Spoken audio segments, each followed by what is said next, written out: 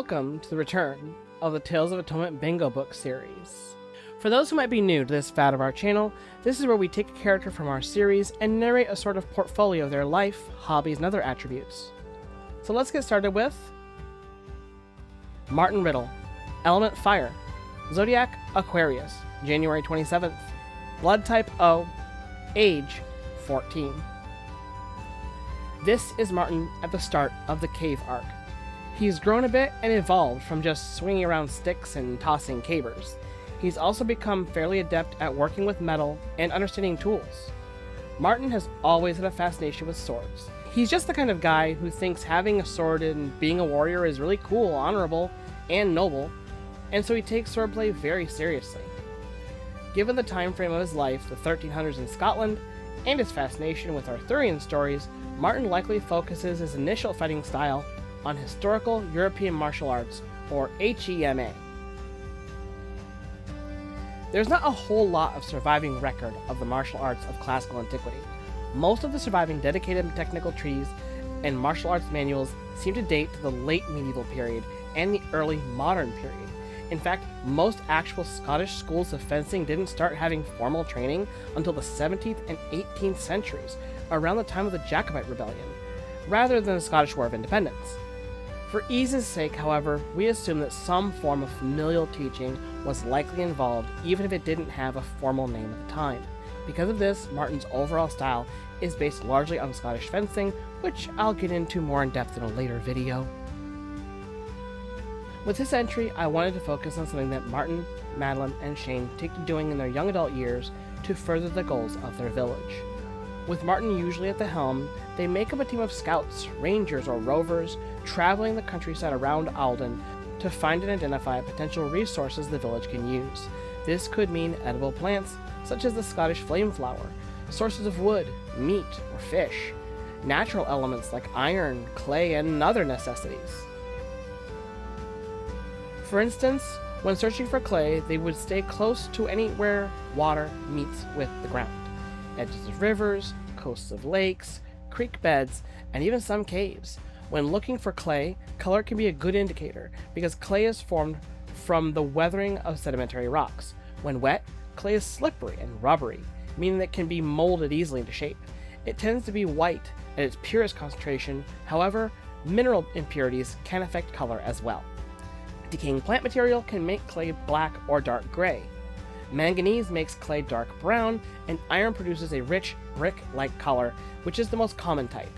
Now, manganese wasn't really used much in medieval Europe, except as an alchemical ingredient due to high chemical reactivity, and often grouped alongside magnetic metal. Iron, on the other hand, was essential to medieval life in everything from blades and tools to nails for fastening, horseshoes, and others. Salt would also be an important resource for preserving food through winter months, and this was usually sourced by boiling water out of the sea. So, during days when they're not in school, which schooling already happened fairly infrequently during these times, and moments where Mairtin is not at the forge with Paddy and Patrick, he would be out with his brother and his best friend looking for local landmarks, resources, and areas where the Fey world might butt up against their village. They've already had one run-in with unseelie forces that circulate Scotland, and that's why Mairtin now carries a sword. Now, if you'll notice, this sword is different than Matthias' sword, and that's because Matthias' sword has a name. The sharp thing that Mairtin carries is to protect them in case the appearance of a Glaistig. The Glaistig in Scottish folklore is a type of fwa, malevolent spirits that rest near crossroads and water, and particularly target children out wandering alone. Or at least that's the way McTeague tells it. And the Glaistig is also known as the Green Maiden because she typically hides a hybrid goat-like half beneath a long green dress or robe. Her appearance may be that of a beautiful woman or an animal-like face with long hair that is typically ash gray or golden color. It's thought the appearance of the Glaistig may be based on the Old Norse Huldra, or hidden folk, people of the mounds. You get the idea. These are all comparative myths for the area, as it's often told the original Tuatha De Danann retreated into the mounds to become the fairy court. While some myths may cast her as benign, such as helping watch over deer, cows, or even small children, there are other stories that describe her as luring men into her lair through song, only to devour them. Now, everyone knows one of the things you never do with a fae is give them your actual name. Even Kiki doesn't know my true name, and I don't know theirs either. It keeps things cordial like that. Well, this understanding extends to objects as well.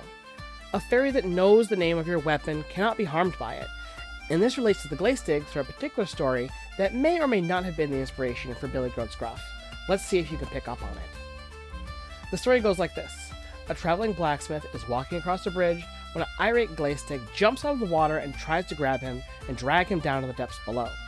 "I insist you let me pass," said the blacksmith. "Oh, but why should I? What weapon do you possess?" the Glaistig giggled in response.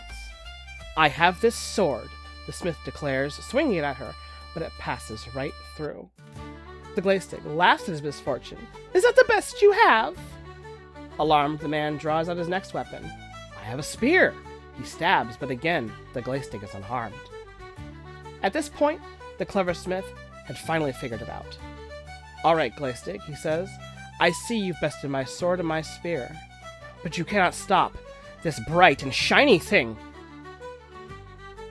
The Glaistig realized she'd been beat and immediately fled, for she did not know the name of his dagger, and she had to let him pass. And so did you spot the Billy Goat's Gruff thing here?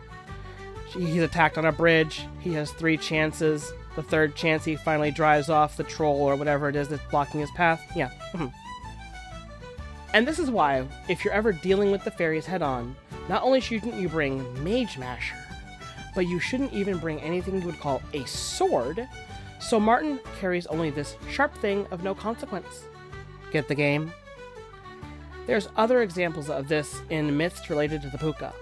One night, the puka picked up a rider that was wearing a pair of iron spurs. He's able to use the spurs to hurt the puka and get it to release him. On another night, when the puka returns, it asks, "Do you have the sharp things on?"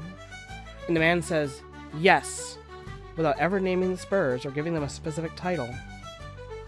Thus, the puka retreats for an easier target. However, it stands to reason that if the puka had known they were called spurs, then they wouldn't have been affected by it. Even in Arthurian myth, it stands to reason that Morgan Le Fay can't be harmed by Excalibur because she knows its name. In Arthurian myth, there's no passage that directly reflects an injury or wound being done physically to Morgan. Rather, the damage comes from emotional heartbreak of others being wounded or killed by the sword. Whether that's an intentional choice or coincidence is likely up to the writers, so in my canon, that'll be the case. So, when Shane asks Mairtin why he's carrying a sword, Mairtin can rightly say, "I'm carrying a sharp thing just in case." "You really think we run into unseelie neighbors out here?" Shane might ask. "We met a Doulahan, puka, and a ghost dog all in one night, didn't we?" Mairtin reminds him. "Oh sure, but that was during Samhain," Shane might suggest. "And what about the blue crossbill? As you said, crossbills ain't blue. So then it probably wasn't a crossbill at all, was it?" Mairtin questions smartly. "And there you have a point," Shane finally admits. Next time you come back, I'll be rocking another page of the book. Leave a comment on which character you think it should be next. You want to see Shane's updated aesthetic, Madeline, Imel, or Patty?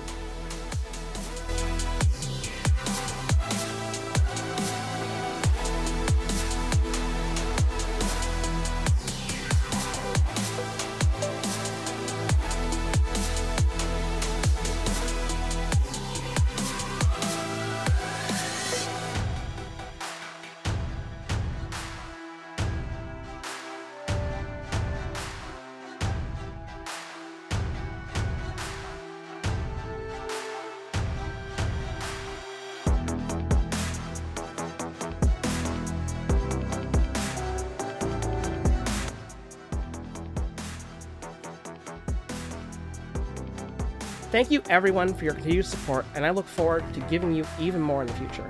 Our community keeps expanding with authentic viewers and subscribers that tune in every week excited for the next installment, whether that's listening to my world building rants or tuning in for a full episode.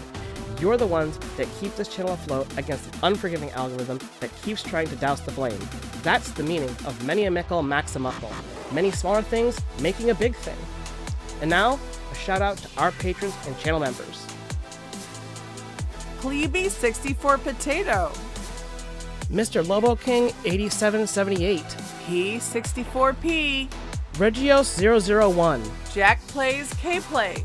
Maria Elsa 6363. Moose Now. El Dragon Biano 3742. Jack McLeod. Persephoroth. Josh is Mary. Runaway Train 2502. EA Shadow Gamer. Sigma LaFlare. Crochet Whimsy 413. Anubian the 1335. Angels Art and Gaming. Aisha Kashif. Pluve 81. Aegis Knight. 7-Star Sanctuary. And Chained Furry. Emily Masternardi. Heinrich 28. Shadow Fox. Arya Gamari. Charles Tam. Jace Moreland. Pammy Poo. And Lunder Lumen.